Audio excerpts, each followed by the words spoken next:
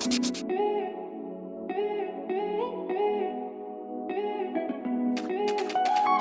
with the rhythm. Purchase your tracks today.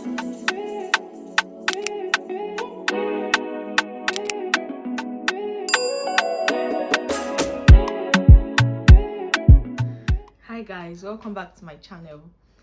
So I know it's been very long since I last posted, and that's because I've just been going through a whole lot, and I decided to take some time off WhatsApp and YouTube, but I was still posting on Instagram.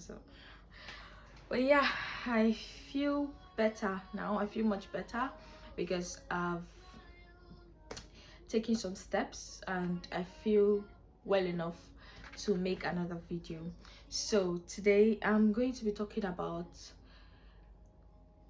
interview skills for nursing school in the UK. That's basically what I'm going to talk about, and I hope this doesn't take so long.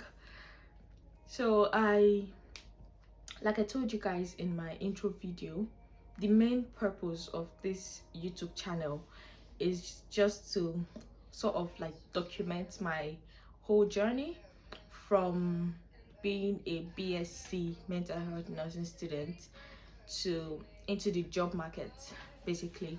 So that's the main reason why I decided to create this channel.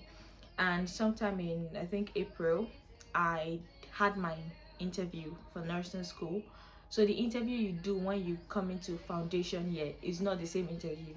So I had the values-based interview, and that's what they call it, values-based interview for nursing school.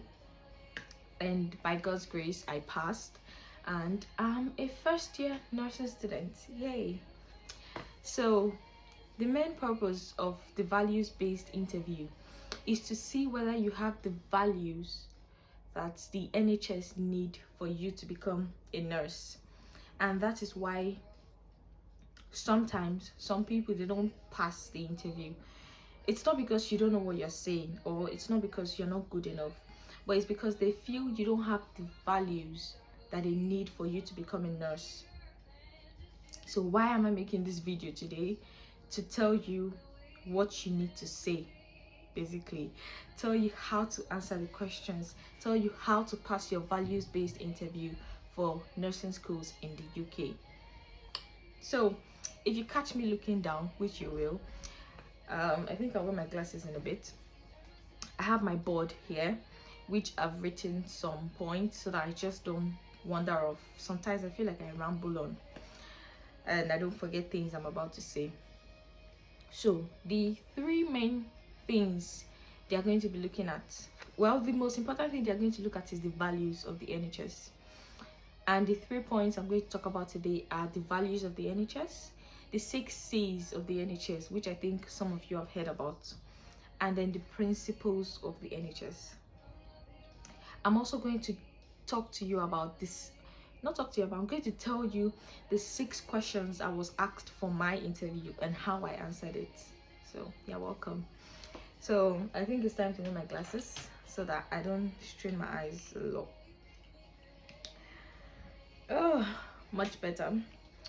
So first of all, the values of the NHS. You can have this acronym WICA, which means working together for the patients, improving lives, compassion, commitment, everyone counts, and respect and dignity. So the values of the NHS are 6, and that is basically what is incorporated into every aspect of the NHS. Because even in 6 C's, you see that we have compassion and commitment there. And what are the 6 C's of the NHS? We have care, compassion, competence, commitment, courage, and communication. Those are the 6 C's. And the principles of the NHS are 7. I'll just give you only 2, and then you can search the rest online. So the first principle is not really, you can say it in any form. So number 1 is the access to the NHS service is not based on the individual's ability to pay, but is based on the individual's needs. So the NHS doesn't serve people or doesn't give services to people based on how much money they got, but it's based on who has the highest needs. And then another one is the patient is at the heart of the NHS, which means that when it comes to the NHS, the patient is the foundation, the patient is the core, the patient is everything. If there is no patient, there is no NHS. Now, why did I tell you about the values? Why did I tell you about the 6Cs? Why did I tell you about the principles of the NHS?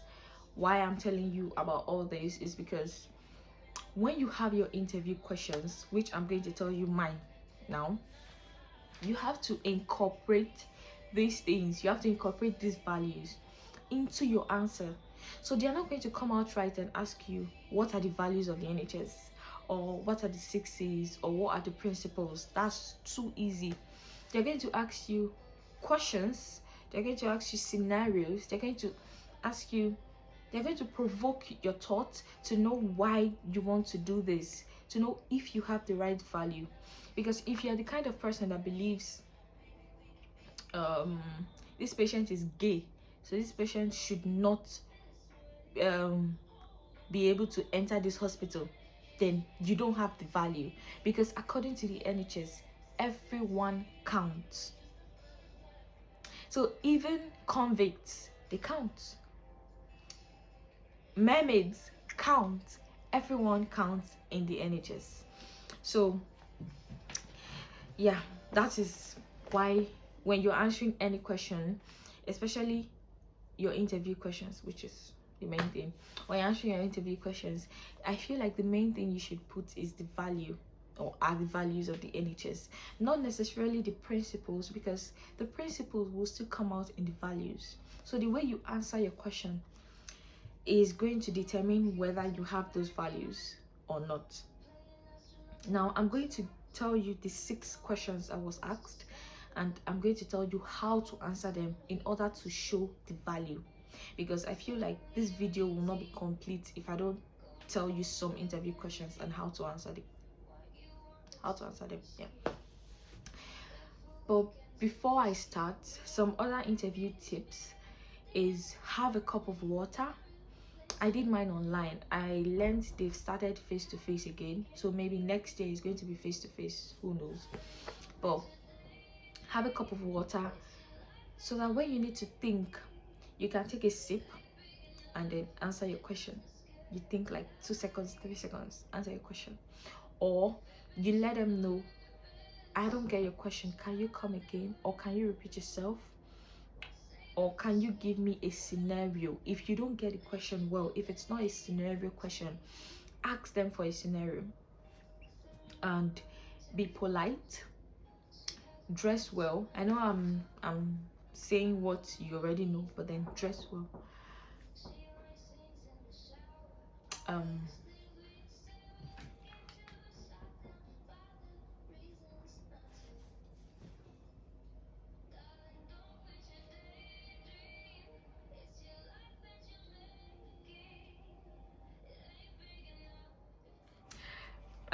So today is my birthday and my friend came over. That's why I had to go to the door. Let me finish. So where did I stop? Okay, let's just talk about the interview generally. First of all, they are going to ask you questions, and then after that, okay, I've told you guys, be polite, have a cup of water, look smart, and have a good network coverage. If you're in Nigeria, you should have try to make the call, try to call someone on Zoom first, so that you test your network strength. And also have questions to ask them. No matter how stupid it might sound, ask them the question, because it helps to just show that you are interested in the course. Now okay, I'm going to tell you the 6 questions that I was asked, and then how to answer them while putting in the values of the NHS. So the first question is, why do you want to become a nurse? Obviously, they can either ask you, why do you want to become a nurse, or tell me about yourself. So I feel like these 2 questions are similar, because they are going to bring out similar values. So why do you want to become a nurse?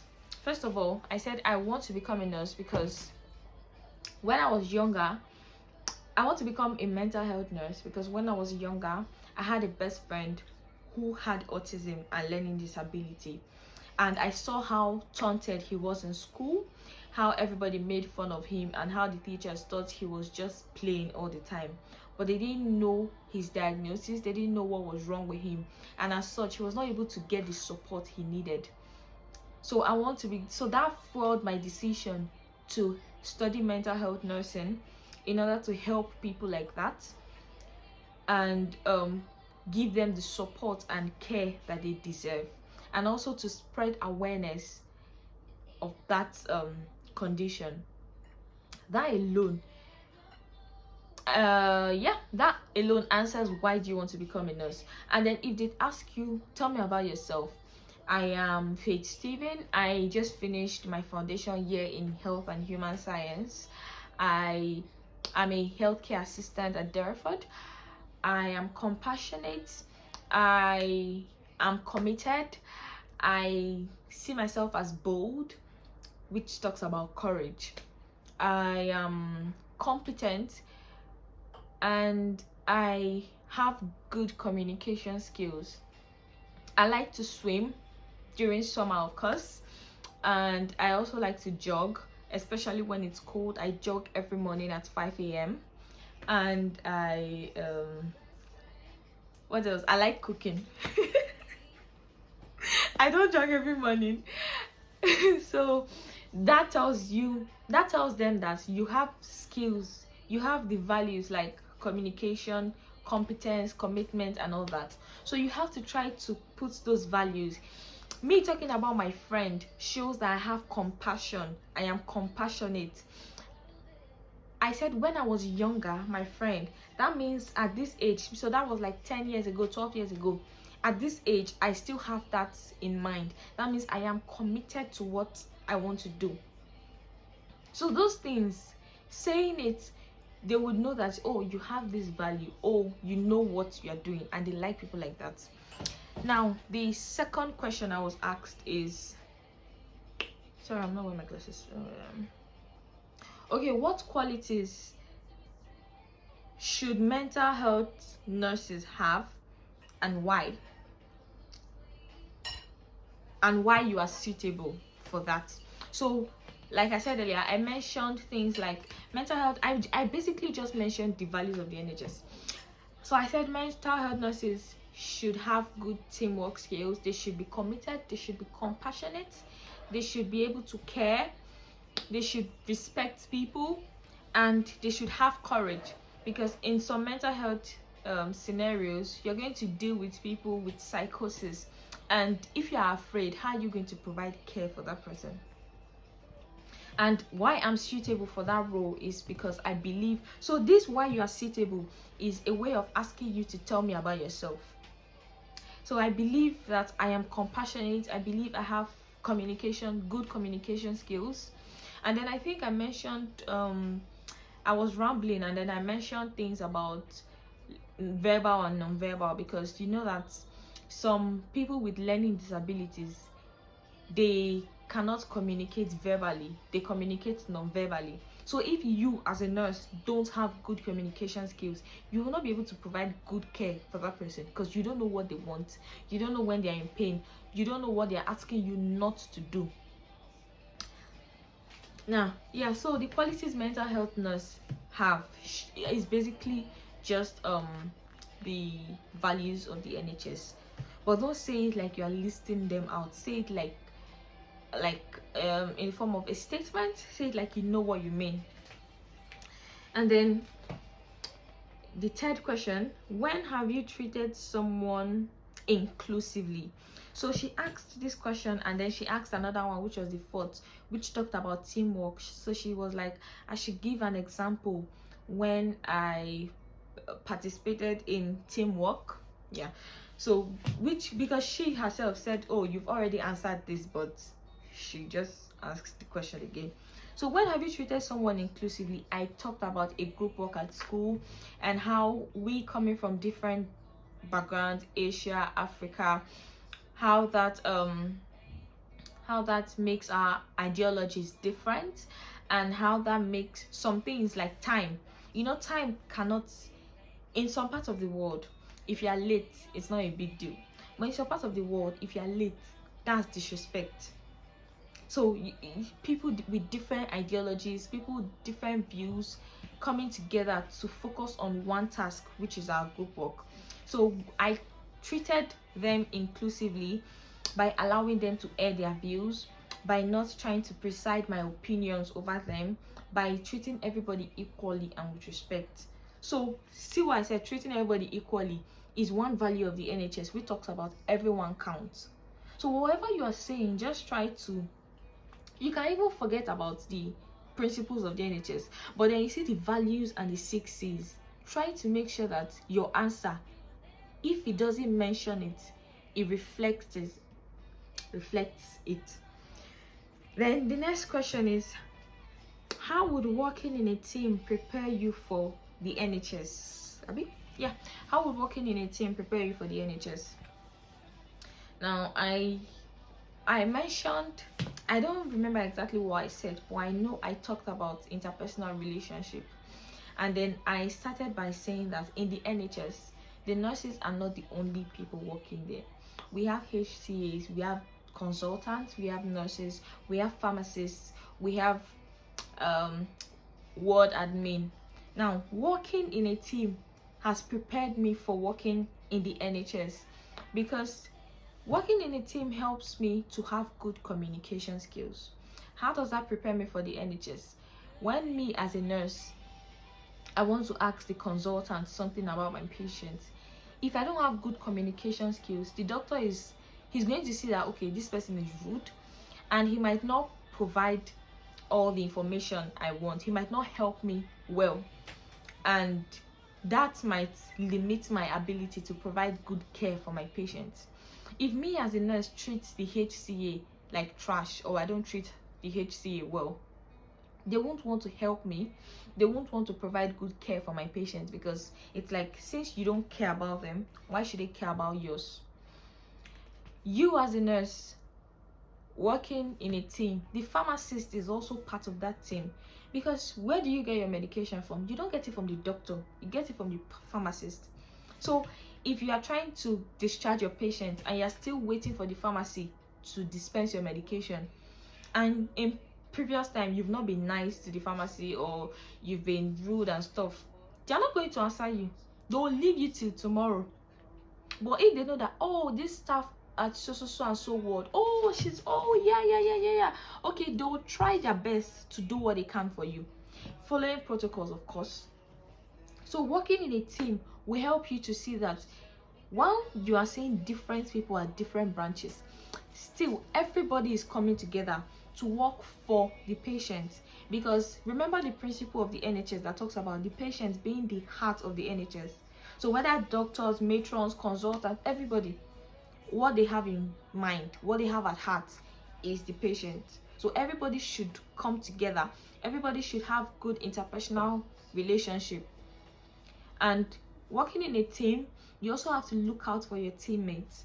So whilst we have the patient at the heart, you also have to look out for you, because if the pharmacist is sick, at that point they might be slow in doing their duties, or if they're mentally depressed, they might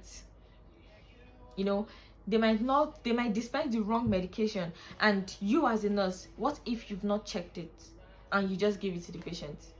That's error in medication, and we all know what happens. So then I think that was it. At this point, she was like, that's the end of the formal question. Then she was like, what do I know about the course? And I mentioned placement. I talked about the course is delivered in 3 years, and we have like 6 modules every year and stuff. And she was like, yeah, okay, you know what you're saying. So our advice before your interview, the particular school that you're going to, go and research how many modules you have, how many placement hours you're supposed to do, maybe in a year or within the 3 years. and just research how the course will be. So mine is online and in class. Yours might be purely online, but you have to be in UK. Some people might be face to face, so you have to know how your course is like. And yeah, then she also asked what will be your challenges in studying, and I told her that my previous challenge was research and reference, which and critical thinking, which I feel like is the main challenge for all international students. But coming here to study in the foundation course has helped me by being a foundation, because now I know how to research, I know how to reference, and to some extent I know how to critically analyze things. And yeah, we just gisted about the foundation and stuff. And then she was like, okay, that's your challenge in studying, so what will be your challenge in, like, as an international student in UK? And I mentioned going to placements, because what if the placement is far? How will I get there? Do I have to find another accommodation? So that means I'm paying rent there, I'm going to pay rent here, you know, stuff like that. And then she was like, they would try to like put your placement around you, but you know, they can only do their best. So this is basically the summary of it. You don't have to say too much, you don't have to do too much, because don't forget, if you say too much, they'll ask you questions from your question, because you've just said something and they're like, okay, let's say, what do you mean by this, or can you explain more? Yeah. So yeah, that's it. So I don't know if I mentioned this before, but I am just going into first year mental health nursing in the University of Plymouth, and you can always apply to my school for MSc, BSc. The MSc is going to be pre-registration MSc, so that will be 2 years, and the BSc is 3 years for nursing. And if you want to apply to any school at all in UK for either nursing or any course, you can reach out to me on Instagram. I'll put my name in the description. You can text me on Instagram, and I am going to help you out with your admission for free. So so yeah, that's the end of my video. Thank you very much, and God bless you. And please subscribe to my video, and you can also tell me what you want me to answer to, so that I'll use that as an idea to make another video. And you can tell me what you think, and you can also ask me questions. Yeah, subscribe to my YouTube channel, and what does this do? Subscribe, like, and comment. Do the 3 of them. Thank you.